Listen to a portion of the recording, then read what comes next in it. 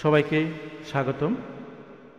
আজকের এই ভিডিওটা থাকছে কৈখাল সম্মুখ সমরের স্মৃতিস্তম্ভ। কসবা উপজেলার পূর্ব ও দক্ষিণে বারেক ইউনিয়ন অবস্থিত। তার পার্শ্ববর্তী পূর্বে ও উত্তরে ভারতের ত্রিপুরা রাজ্যে অবস্থিত। পাশ দিয়ে বয়ে গেছে শালদা নদী, যা মুক্তিযুদ্ধের স্মৃতি বিজড়িত এই শালদা নদী। এখানে মুক্তিযুদ্ধ ও নিরীহ মানুষ তাদের বুকের তাজা রক্ত দিয়ে শহীদ হয়েছে। মুক্তিযুদ্ধের শহীদ নায়েব সুবেদার বেলায়েত হোসেন বীরত্ব, শহীদ সুবেদার মইনুল হোসেন বীরত্ব, আরও অনেকের এখানে কবর রয়েছে এই স্মৃতিস্তম্ভে। 1971 সালে জুলাই হতে নভেম্বর পর্যন্ত শালদা নদী অঞ্চলে মুক্তিবাহিনী ও পাক হানাদার বাহিনীর মধ্যে বেশ কয়েকটি যুদ্ধ হয়। 8 অক্টোবর 1971 ক্যাপ্টেন গফফর এর নির্দেশে শালদা নদীর রেল স্টেশন দখল করার জন্য মুক্তিবাহিনী সকাল 9টায় শালদা নদীর পাড়ে পাকিস্তান হানাদার বাহিনীর উপর আক্রমণ শুরু করে। 4টি বাংকার ধ্বংস করে দেয়। ধ্বংসপ্রাপ্ত বাংকারে বেঁচে যাওয়া পাকিস্তান সেনারা পালিয়ে গেলেও সুবেদার বেলায়েত হোসেন তার প্লাটুন নিয়ে নদীর সাথে বাংকার 4টি দখল করে নেয়। এ হচ্ছে তার বিস্তারিত। এটার পাশ দিয়ে শালদা নদী বয়ে গেছে। এই অভিযানে বিপুল অস্ত্রশস্ত্র মুক্তিবাহিনী দখলে আনার পাশাপাশি শালদা নদীর রেল স্টেশন এবং বাজার শত্রু সেনা মুক্ত করে।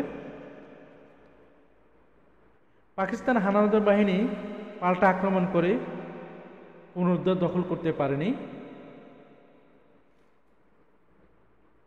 শালদা নদীর রেল স্টেশন ও শালদা নদীর বাজার। তার শহীদদের স্মৃতি জড়িত এই কৈখাল সম্মুখ সমরের স্মৃতিস্তম্ভ।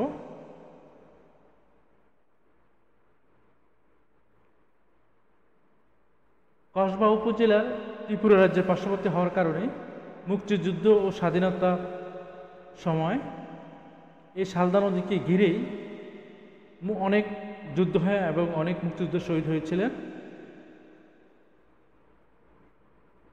তার উপর ভিত্তি করে আরেকটি ভিডিও রয়েছে, আরেকটা স্মৃতিসৌধ কেন্দ্র করে। আশা করি ওটাও দেখবেন। যারা আমাদের দেশ স্বাধীন করে দিয়ে গেছে তাদের এই স্মৃতিস্তম্ভ। এ হচ্ছে শালদা নদী, ঠিক পাশ দিয়ে চলে গেছে।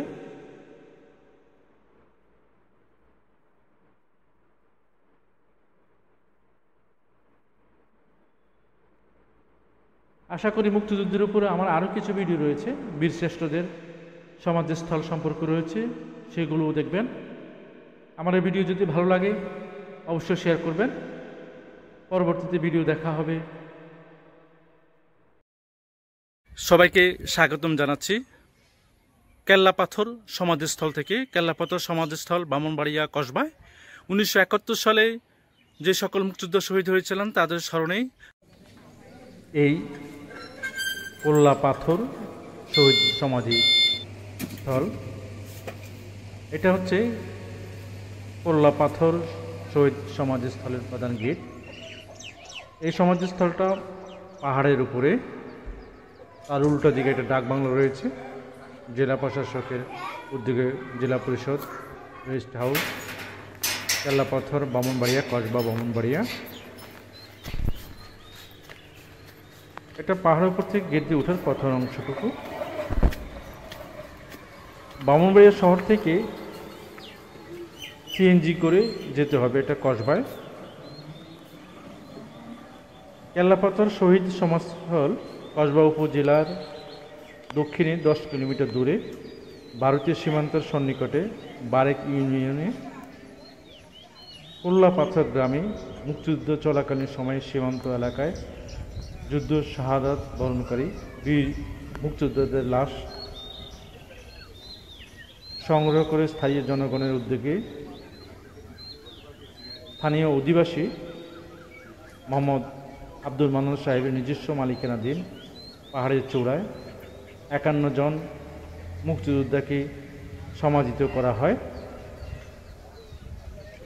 শালদা নদীর পার্শ্ববর্তী হওয়ার কারণে এখানে শালদা নদীকে কেন্দ্র করে প্রচুর মুক্তিযুদ্ধ হয়েছিল এই এলাকাটাতে। আপনারা দেখছেন নাম, বীর মুক্তিযোদ্ধাদের নাম এখানে রয়েছে।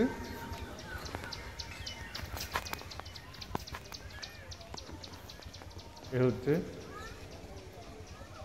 এখানে আরেকটা পার্শ্ববর্তী রয়েছে কৈখোলা সম্মুখ সময়ের স্তম্ভ, যে মুক্তিযুদ্ধ চলাকালীন সময়ে শালদা নদীর উপর যুদ্ধ হয়েছিল, সেই তাদের স্মৃতিস্তম্ভ রয়েছে আরেকটি একই ইউনিয়নে।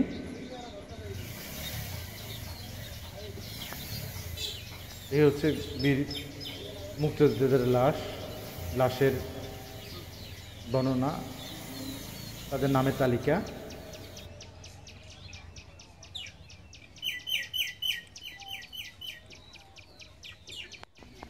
পুরো যে সমাধিস্থলটি পাহাড়ের উপরে অবস্থিত।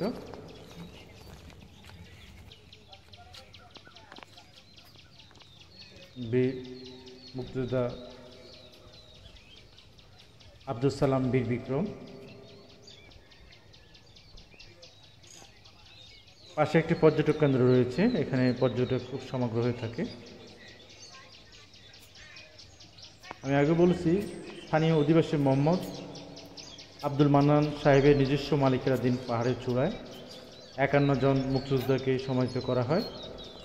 সমাধিস্থলকে ঘিরেই একটি পর্যটক স্পট গড়ে উঠেছে।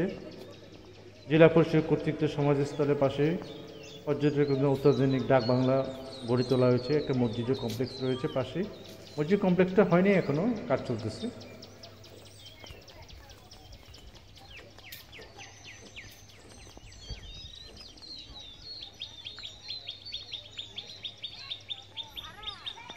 মুক্তিযুদ্ধের বিষয়ে আমার আরও কয়েকটি ভিডিও রয়েছে। কক্সবাজার জেলার উপরেও কয়েকটি ভিডিও রয়েছে, ব্রাহ্মণবাড়িয়া জেলার উপর ভিডিও রয়েছে। আশা করি ভিডিওগুলো দেখবেন। আমার এই ভিডিওটা যদি ভালো লেগে থাকে অবশ্যই শেয়ার করবেন। ভালো থাকবেন। পরবর্তী ভিডিওতে দেখা হবে, কথা হবে। সবাইকে স্বাগতম জানাচ্ছি। আমার আজকের এই ভিডিওটা থাকছে প্রায় 400 বছর পুরনো হিন্দু মন্দিরকে নিয়ে। বাংলাদেশে যে কয়েকটা হিন্দু মূর্তি রয়েছে, হিন্দু মন্দির রয়েছে, তার মধ্যে এটা একটা অন্যতম। কালভৈরব মন্দির ব্রাহ্মণবাড়িয়াতে, বাংলাদেশের একটা প্রাচীনতম মন্দির। কালভৈরব মন্দির বাংলাদেশের ব্রাহ্মণবাড়িয়া জেলায় অবস্থিত অন্যতম ঐতিহাসিক এবং গুরুত্বপূর্ণ স্থাপনা। মূলত এটি শ্রী শ্রী কালভৈরবের মূর্তি খুবই বিখ্যাত। শ্রী শ্রী কালভৈরব হচ্ছে হিন্দু দেবতা বিশেষ, দেবের অংশ থেকে বা দেহ থেকে জাত ভৈরব বিশেষ। ধারণা করা যায় যে ভারতীয় উপমহাদেশে সবচেয়ে উঁচু মূর্তি বা বিগ্রহ হিসেবে শ্রী শ্রী কালভৈরবের অবস্থান। হিন্দু সম্প্রদায়ের অন্যতম প্রধান তীর্থক্ষেত্র হিসেবে মূর্তিটি অবস্থান ব্রাহ্মণবাড়িয়া শহরে অদূরে মেড্ডা এলাকায়। তিতাস নদীর কূল ঘেঁষে অবস্থিত কালভৈরব একটি ঐতিহাসিক ঐতিহ্যবাহী মন্দির হিসাবে বিখ্যাত। এটা হচ্ছে পুরনো সেই অংশবিশেষ। এখন সংস্কার করে পাশে আরও কয়েকটি বৃদ্ধি করা হয়েছে। মূলত এটাই হচ্ছে পুরনো, সে 400 বছর পুরনো অংশবিশেষ। মন্দিরটির প্রধান আকর্ষণীয় হচ্ছে কালভৈরব বা শিব মূর্তি। সুবিশাল মূর্তিটির উচ্চতা 28 ফুট। বিশাল আকৃতি বিশিষ্ট বা চোখ দাদানো মূর্তিটি 1905 সালেই তৈরি করা হয়। মূর্তিটির ডান পাশে রয়েছে একটি কালী মন্দির, কালী মূর্তি, এবং বাম পাশে রয়েছে পরবর্তী দেবী। আপনারা দেখছেন প্রায় 1370 সালে নির্মিত এটা।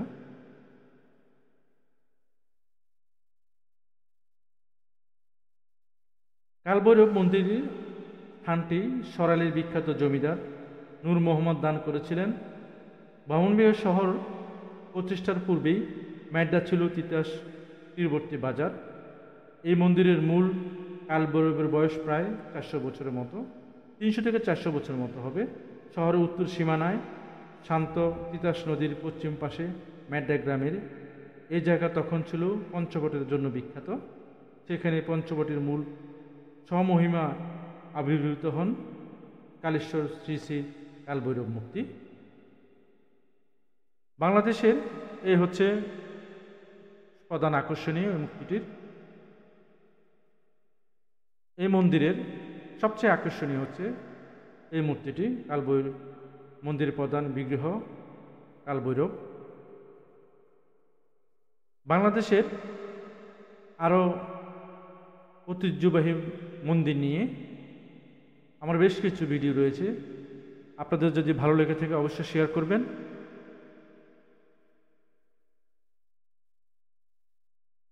আমাকে আপনাদের ভালো লাগা প্রকাশ করবেন। পরবর্তী ভিডিওতে দেখা হবে, কথা হবে। ভালো থাকবেন। সবাইকে স্বাগতম জানাচ্ছি বীরশ্রেষ্ঠ মোস্তফা কামাল স্মৃতিসৌধন থেকে। আমার আজকের এই ভিডিওটা থাকছে বীরশ্রেষ্ঠ মোস্তফা কামালের স্মৃতিসৌধনকে কেন্দ্র করে। আমার এই ভিডিওটা যদি ভালো লেগে থাকে অবশ্যই শেয়ার করবেন। আরও 7 জন বীরশ্রেষ্ঠ নিয়ে আমার আলাদা আলাদা ভিডিও রয়েছে, আশা করি ভিডিওগুলোও দেখবেন। চলুন দেখাই বীরশ্রেষ্ঠ মোস্তফা কামালের স্মৃতিসৌধন। 1947 সালে 16 ডিসেম্বর ভোলার দৌলত খান উপজেলার পশ্চিম হাজিপাড়া গ্রামে মোহাম্মদ মোস্তফা কামালের জন্ম। সেনা সদস্য হবার স্বপ্নে বিভোর মোস্তফা কামাল 1967 সালে বাড়ি থেকে পালিয়ে গিয়ে ইস্ট বেঙ্গল রেজিমেন্টে যোগ দেন। প্রশিক্ষণ শেষে কুমিল্লা 4 নং বেঙ্গল রেজিমেন্টে কর্মজীবন শুরু করেন। 1971 সালে মুক্তিযুদ্ধের সময় পাকিস্তানি কর্তৃপক্ষ আভ্যন্তরীণ গোলযোগের নিয়ন্ত্রণের কথা বলে 4 ইস্ট বেঙ্গল রেজিমেন্টকে ব্রাহ্মণবাড়িয়া ও সিলেট প্রেরণ করেন। পাকিস্তানিদের এই ষড়যন্ত্র বুঝতে পেরে মেজর সাফায়েত জামিল কয়েকজন বাঙালি সৈনিকদের সাথে নিয়ে সকল পাকিস্তানি অফিসার ও সেনাদের গ্রেপ্তার করে মেজর খালেদ মোশাররফের নেতৃত্বে আশুগঞ্জ, উজানিশ্বর ও ব্রাহ্মণবাড়িয়া আন্ডারসন খালের পাশে প্রতিরক্ষা অবস্থান নেন। 14 এপ্রিল মুক্তিবাহিনী 4 ইস্ট বেঙ্গল রেজিমেন্টের প্রতিরক্ষা অবস্থানের উপর পাকিস্তানি ত্রিমুখী আক্রমণ চালায়। সেই সময় গঙ্গাসাগর প্রতিরক্ষা অবস্থানে দলিল গ্রামে আলফা কোম্পানির 2 নং প্ল্যাটুনের একজন সেকশন কমান্ডার মোহাম্মদ মোস্তফা কামাল নিযুক্ত হন। বাংলাদেশ স্বাধীনতা যুদ্ধের যে সকল মুক্তিযুদ্ধে অংশগ্রহণ করেছিলেন তাদের মর্যাদাতে বিভিন্ন পদ পদবি দেওয়া হয়। তার মধ্যে বাংলাদেশ সরকারের সবচেয়ে সাহসী ভূমিকার জন্য বীরশ্রেষ্ঠ উপাধি ভূমিকা দেওয়া হয়। বাংলাদেশের যে 7 জন বীরশ্রেষ্ঠ রয়েছে তার মধ্যে কমান্ডার মোহাম্মদ মোস্তফা কামাল একজন। এই 7 জন বীরশ্রেষ্ঠের উপর আমার আরও একটা ভিডিও রয়েছে, আশা করি ভিডিওগুলো দেখবেন। আপনার ভিডিওগুলো যদি ভালো লাগে অবশ্যই জানাবেন। 17 এপ্রিল পাকিস্তানি বাহিনী প্লাটুনের উপর পুনরায় আক্রমণ করে। 18 এপ্রিল পাকিস্তানি বাহিনীর একটি দল পিছন দিক দিয়ে মুক্তিযোদ্ধাদের ঘিরে ফেলে। এক পর্যায়ে মুক্তিবাহী দৌরি গ্রামে থেকে আখাউড়া রেল স্টেশন দিকে পিছু হতে সিদ্ধান্ত নেয়। বীরশ্রেষ্ঠ মোস্তফা কামালের সমাধি আখাউড়া রেল স্টেশনের পাশেই, এর কাছেই দৌরি গ্রামে অবস্থান। এখনও এই গ্রামের আশেপাশে জমি, ক্ষেত, নালা প্রচুর অবস্থান করছে। কিন্তু নিরাপদ ঘিরে যাওয়ার জন্য মুক্তিবাহিনী বিরতিহীনভাবে কাভারিং ফায়ারের প্রয়োজন ছিল। যখন পাকিস্তানি সেনাবাহিনী আক্রমণ করে নিরাপদে সরে যাওয়ার জন্য পিছু হটে বাংলাদেশ মুক্তিযোদ্ধারা। সেই সময় ফায়ারিংয়ের জন্য বিরতিহীন কাভারিংয়ের জন্য ফায়ারিং প্রয়োজন। বীরশ্রেষ্ঠ সিপাহী মোহাম্মদ মোস্তফা সহযোদ্ধাদের নিরাপদ সরে যেতে বলে নিজেই কাভারিং ফায়ার শুরু করেন। এক পর্যায়ে মোস্তফা কামালের LMG'র গুলি শেষ হয়ে আসে এবং তিনি মারাত্মকভাবে জখম হন। এরপর পাকিস্তান বাহিনীর সৈনিকেরা নির্মমভাবে তাকে হত্যা করা হয়। দরুইন গ্রামের মানুষরা সম্মান ও আন্তরিকের সাথে বীরশ্রেষ্ঠ মোস্তফা কামালের সমাধি করা হয়, কবর দেওয়া হয়। আপনারা যেটা দেখছেন, অসীম সাহসিকতার জন্য বাংলাদেশ সরকার তাকে বীরশ্রেষ্ঠ উপাধিতে ভূষিত করে। বাংলাদেশ সরকার 7 জন বীরশ্রেষ্ঠ উপাধি দেওয়া হয়, এর মধ্যে সিপাহী মোস্তফা কামাল উন্নত। আমার ভিডিওটি ভালো লাগলে অবশ্যই জানাবেন। ভালো থাকবেন। সবাইকে স্বাগতম জানাচ্ছি। আমার আজকের ভিডিওটা থাকছে লক্ষ্মীপুর শহীদ সমাধিস্থল। বাংলাদেশ স্বাধীনতার সময় যে সকল মুক্তিযোদ্ধা শহীদ হয়েছিলেন তাদের একাংশ লক্ষ্মীপুর শহীদ সমাধিস্থল কসবা উপজেলার সদর থেকে 3 কিলোমিটার দূরে অবস্থিত। এটা যে 12 জন বীর মুক্তিযোদ্ধা রয়েছেন নামের তালিকা, লক্ষ্মীপুর সমাধিস্থলের শহীদ মুক্তিযোদ্ধাদের নামের তালিকা: লেফটেন্যান্ট আজিজুল ইসলাম, সুবেদার আবুল হোসেন, সিপাহী আবেদ আলী, সিপাহী এনামুল হক, সিপাহী আবুল কাশেম, হাবিলদার আবুল কাশেম, সিপাহী রফিকুল ইসলাম, ল্যান্স নায়ক নুরুল হক, হাবিলদার আব্দুল মমিন প্রমুখ, শহীদ হাবিলদার আবুল কাশেম। সীমান্তবর্তী এই অঞ্চলটা, এই সমাধিস্থলটা কসবা উপজেলা সদর থেকে প্রায় 3 কিলোমিটার উত্তর পূর্বে গোপীনাথপুর ইউনিয়নের লক্ষ্মীপুর গ্রামে ভারতীয় সীমান্তবর্তী পাহাড়ের চূড়ায় 12 জন বীর মুক্তিযোদ্ধাদের সমাধি করা হয়। সমাধিস্থলকে কেন্দ্র করে 500 পর্যটক কেন্দ্র রয়েছে। ঠিক একদম ভারতের নিকটবর্তী এই সমাধি স্থলটা। আপনারা ভিডিও থেকে যে সামনে অংশটুকু দেখছেন এটা হলো ভারতীয় সীমান্ত। যে জঙ্গলটা দূরে দেখা যাচ্ছে সেটা হচ্ছে ভারতীয় সীমান্ত। আমি একটু পরে দেখাবো কিছু অংশটুকু, এখান থেকে যেটুকু দেখা যায়। শহীদ সিপাহী এনামুল হক, এই হচ্ছে, এটা ভারতীয় সীমান্ত। আপনারা দেখছেন এটা হচ্ছে ভারতীয় সীমান্ত।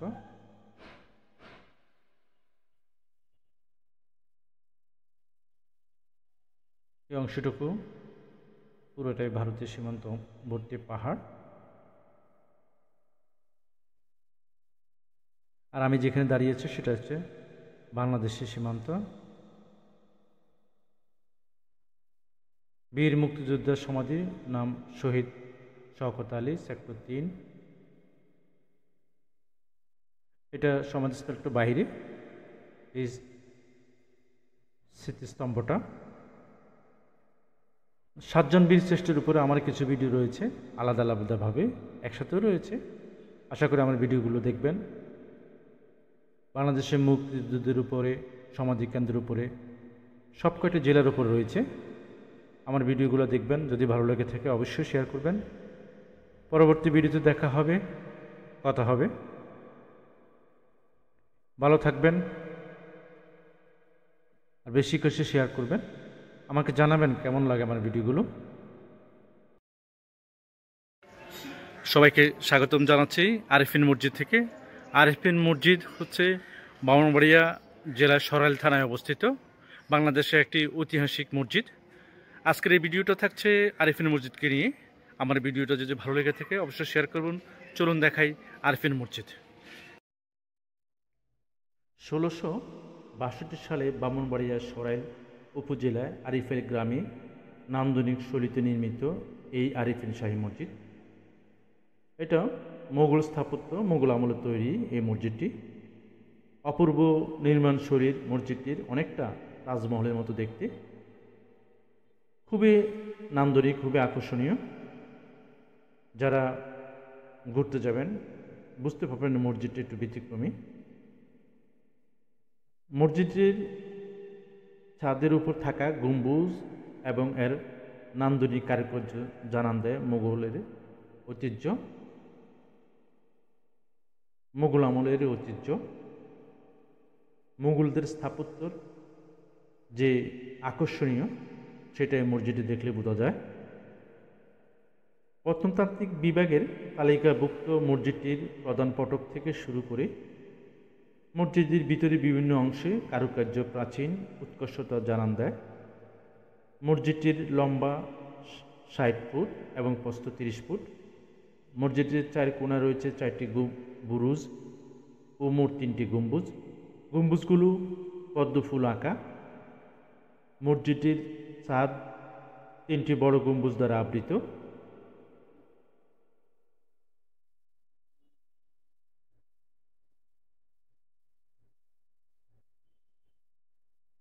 চুন, সুরকি আর ইটের গাঁথনির সঙ্গে মসজিদটির ভিতরের ও বাহিরের অপরূপ কারুকার্য এবং সৌন্দর্য আরও বাড়িয়ে তুলেছে। গম্বুজগুলোর ভিতরের অংশ খুবই কারুকাজপূর্ণ। মুঘলদের স্থাপত্য মসজিদ এবং মুঘলদের আরও অনেক ভিডিও রয়েছে আমার এই চ্যানেলে, আপনারা আশা করি দেখবেন।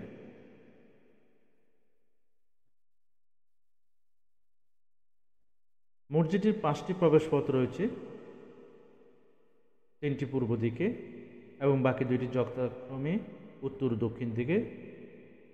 তাছাড়া মসজিদটির উত্তর পাশে রয়েছে বিশাল একটা দিঘি, যার নাম সাগর দিঘি।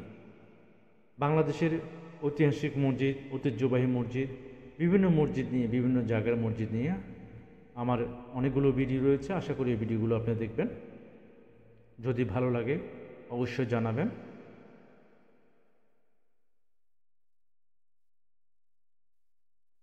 খুবই কারুকার্যের চামতারা চিহ্ন।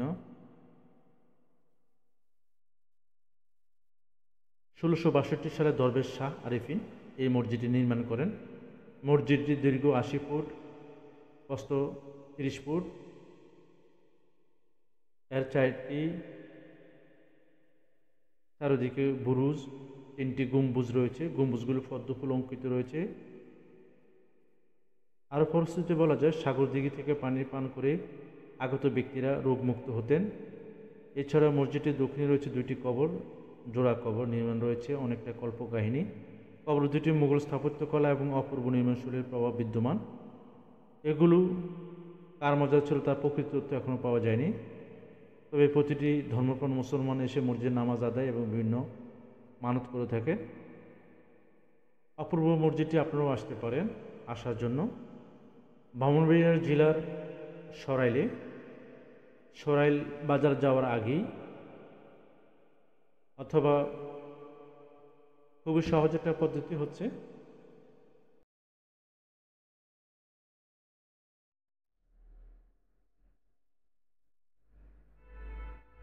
ব্রাহ্মণবাড়িয়া নাসিরনগর রোডে সরাইলের ঠিক আগেই আরিফিন গ্রাম অবস্থিত।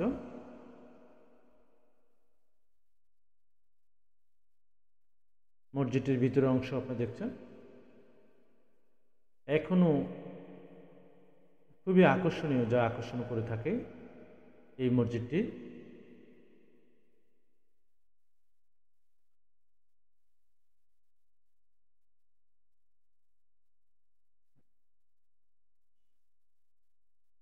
ব্যতিক্রমী, কারণ এখানে অন্য মসজিদগুলো থেকে এটা একটু আলাদা। এই শিল্পটা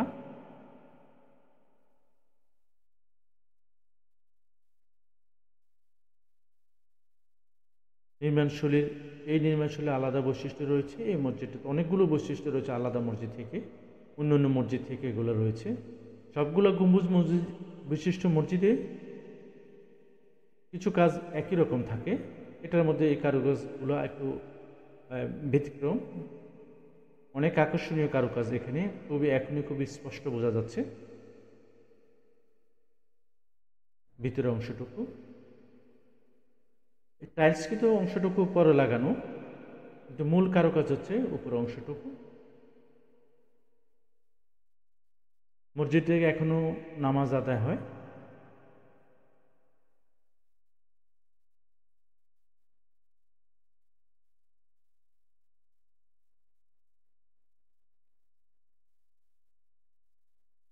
আপনারা দেখছেন খুবই নান্দনিক শিল্প, মোগলদের স্থাপন তৈরি, মোগল আমলের তৈরি। এইরকম এই শিল্পটা গম্বুজের মধ্যখানে অবস্থানে রয়েছে।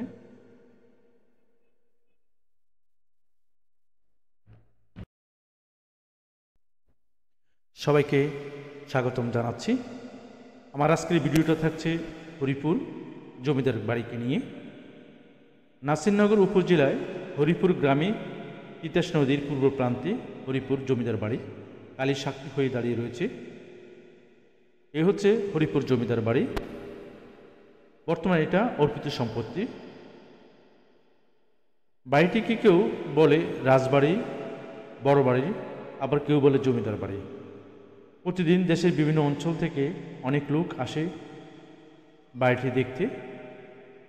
নাসিরনগর উপজেলার হরিপুর ইউনিয়নের হরিণবাড় গ্রামে অবস্থিত এই বাড়িটি। উপজেলা সদর থেকে প্রায় 15 কিলোমিটার দূরে বাড়িটির অবস্থান। নাসিরনগর থেকে মাধবপুর যাওয়ার পথে উপজেলার শেষ সীমান্তে হরিপুর গ্রামে রাস্তার পশ্চিম পাশে তিতাস নদীর পার ঘেঁষেই চোখে পড়ে মতো 2 গম্বুজ 3 তলা বিশিষ্ট এই বিশাল বাড়িটি। 1975 সালে পূর্ব জমিদার গৌরীপ্রসাদ রায় চৌধুরী এবং কৃষ্ণপ্রসাদ রায় চৌধুরী বাড়িটি নির্মাণ করেন। ব্রিটিশ আমলে নির্মিত বাড়িটির নির্মাণ শৈলী বড়ই মনোরম। 1343 সালে বাংলায় 12 চৈত্র তারিখে কৃষ্ণরায় প্রসাদ চৌধুরীর মৃত্যুর পর পর্যায়ক্রমে বাড়িটি উত্তরাধিকার হন হরিপদ রায় চৌধুরী এবং শান্তি রায় চৌধুরী। তাদের কাছ থেকে বাড়ির মালিকানা ও জমিদার আসেন উপেন্দ্র রায় চৌধুরী ও হরেন্দ্র রায় চৌধুরী। কালক্রমে 1947 সালে দেশ বিভক্তির পর জমিদারি প্রথা উচ্ছেদ হয়ে তারা বাড়িটি ফেলে কলকাতা চলে যান। জমিদাররা বাড়িটি ফেলে যাওয়ার সময় পুরোহিতদের রেখে যায়। এখনও জরাজীর্ণ জমিদার বাড়িতে পুরোহিতদের বংশধররা বসবাস করছেন। এ হচ্ছে তিতাস নদী। বাংলা কয়েকটা সিনেমা এখানে হয়েছিল, এই বাড়িটি এখানে, এর মধ্যে ঘেটুপুত্র একটা অন্যতম সিনেমার, আপনারা দেখতে পারবেন। জমিদার বাড়ি নিয়ে আমার আরও কিছু ভিডিও রয়েছে, আশা করি আপনার ভিডিওগুলো দেখবেন। আর আমার ভিডিওটা যদি ভালো লাগে অবশ্যই শেয়ার করবেন। কোনো কিছু জানার থাকলে অবশ্যই মন্তব্যের খাতায়, মন্তব্যের জায়গায় লিখবেন, আমি উত্তর দিতে চেষ্টা করব। মেঘনা তথা তিতাস পূর্ব প্রান্তে এত বড় বাড়ি আর কোথাও নেই। প্রায় 480% জমির উপর প্রতিষ্ঠিত 3 তলা জমিদার বাড়িটি প্রায় 60টি কক্ষ, রংমহল, দরবার হল, ধানের গোলা, গোয়ালঘর, রান্নার ঘর, নাচঘর, মূল পুকুর, খেলার মাঠ, মন্দির, সীমানা প্রাচীর রয়েছে। বিশাল আয়তনের বাড়িটি। পুরো ভবনে কোথাও না কোথাও রঙের গাঁথনি নেই, কোনো রডের গাঁথনি নেই। লাল ইট সুরকি গাঁথনি দিয়ে তৈরি ভবনটি দুই পাশে 2টি সুচ্চ গম্বুজ মাথা তুলে দাঁড়িয়ে ঘোষণা করছে জমিদার বংশের ঐতিহ্য কথা। দোতলার উঠা 6 দিকে 6টি সিঁড়ি, 3 তলার উপরে উঠা 2 দিকে 2টি সিঁড়ি। প্রতিদিন সকাল 10টা থেকে এটা খোলা থাকে এই বাড়িটি। এটা প্রত্নতত্ত্ব অধিদপ্তর নিয়ন্ত্রণে রয়েছে। আপনারা আসলে সকাল 10টা থেকে খোলা পাবেন, অন্যথায় এটা বন্ধ থাকে।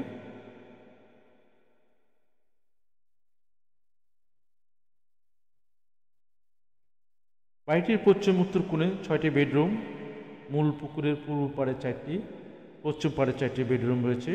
বাড়ির পশ্চিম দিকে তিতাস নদীর পাড়, পাকা ঘাটলার, উত্তর দিকে কৃষ্ণ প্রসাদ রায় চৌধুরী, দক্ষিণে গৌরীপ্রসাদ রায় চৌধুরীর সমাধির মঠ রয়েছে, যা আমি দেখেছি আপনাদেরকে।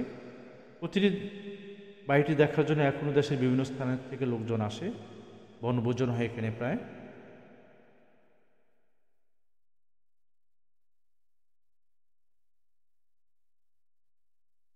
জরাজীর্ণ বাড়িটি এখন এই অবস্থা রয়েছে।